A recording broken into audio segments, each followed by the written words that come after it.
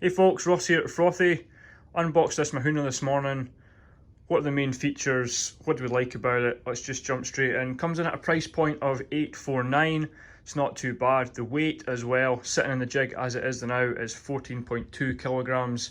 That'll not really be advertised in too many places, but we're happy to announce the weights here. It does come, like, it's not got pedals on the stand there, but it does come with a set of plastic Kona pedals. These are kind of medium platform standard mountain bike pedals. With them being fully plastic on the tips, I would maybe suggest an upgrade on pedals straight out the box.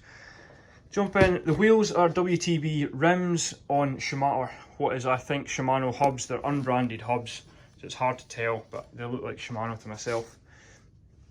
RockShox Judy front forks. So these are air chamber on the spring, lockout with a dampener on the non-spring side with rebound adjustment. The seals are easily changeable as well, so it's not a sun tour. You can change these seals out. You can put more oil on them. They are serviceable up to a certain point.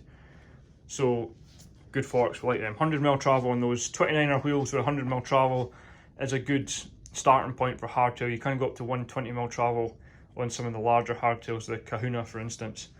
11-speed Shimano Dior up front here. So we've got a 28 tooth on an FSA crank at the front, and we've got 11 to 51 on the rear, 11-speed with a clutch on the rear. So that's a clutch off, that's a clutch on. If you're not sure what clutch is, or the clutch technology we're talking about, clutch off is a flappy chain, and you can see there it's going to start hitting the frame. Clutch on, it just tightens this joint here up so it can't quite bend the same. You're not getting the same kind of flex.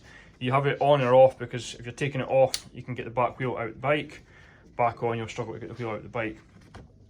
Square taper bottom bracket, I'm a big fan of these. They're cheap to replace, they last a fair time. A really standard part you can find in any bike shop across the world. They're not complex bottom bracket. It is threaded bottom bracket, so if you wanted to upgrade to some better cranks in the future, you can buy. The majority of cranks out there will fit. The new SRAM dub will fit into this kind of bottom bracket style from the frame as well.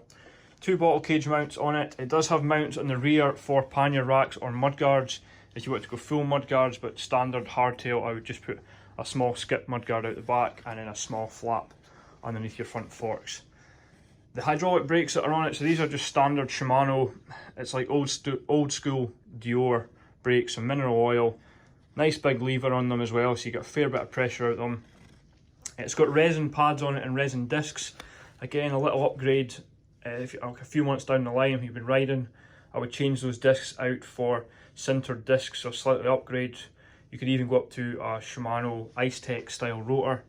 Just got far better bite. You know, these ones here are pressed out, so they don't have the same kind of bite into the brake pad as you'd kind of want. So I wouldn't upgrade the brakes, I would just upgrade the discs and pads. You get a far better bite and better feel out of them. These brakes are fairly indestructible. They're not to the higher end Shimano, which can sometimes have faults and do need bled a little bit more often. These ones are fairly bomb proof, no main issues.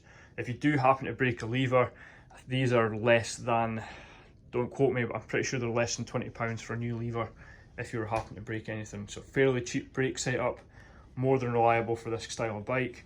Dropper seat post compatible, so you do have the frame routing in up the top, out the bottom, back in at the bottom of the seat post. It does come with a separate grommet, so just now it's got a complete blanking grommet in there. It comes with a hold grommet to put a dropper seat post in. All these little, just a mechanical thing, these little ties, these little plastic doodads, if I had longer nails I'd pop it off. Change those out for zip ties. They're not ideal. They will pop off during a trail, and the problem with these ones here popping off is that your gear cable can go dangerously close to your tyre, and then it'll rip your gear cable round. Now you don't have any gears to get home. We had one a few weeks ago with a brake cable, same idea. The little plastic clips went, his brake hose went onto his back tyre, burst his brake hose off his rear caliper. Just replace them with zip ties, it's far easier. If we sell them off the shop floor just now, we'll replace those with zip ties. Just saves any issues in the future. The front one here has got the little grub screw there holding it in place. They'll last for a good few years, and then this will wear out, and then it's just a case of putting a zip tie around the top there. I think that's me covered everything. If I've missed anything obvious, please let me know in the comments below. I'm trying to get better at this and not rambling too much. The tyres aren't tubeless, that's one last thing. The rims are non-tubeless and the tyres are non-tubeless. You could get a tubeless this, there's no reason why you can't. Just because the tyre manufacturer recommends it's not a tubeless tyre. We've done plenty of them in the past. They work fine. If you buy a tubeless rim kit, so some tape and a valve, put some sealant in there, that tyre will take tubeless, not a problem.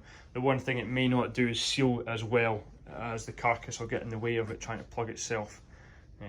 But still, it can be made tubeless if you want. Personally, on a bike of this level, depends how much you're riding it, I wouldn't tubeless it, but tubeless arguments is for a different video. I'll leave that out for now.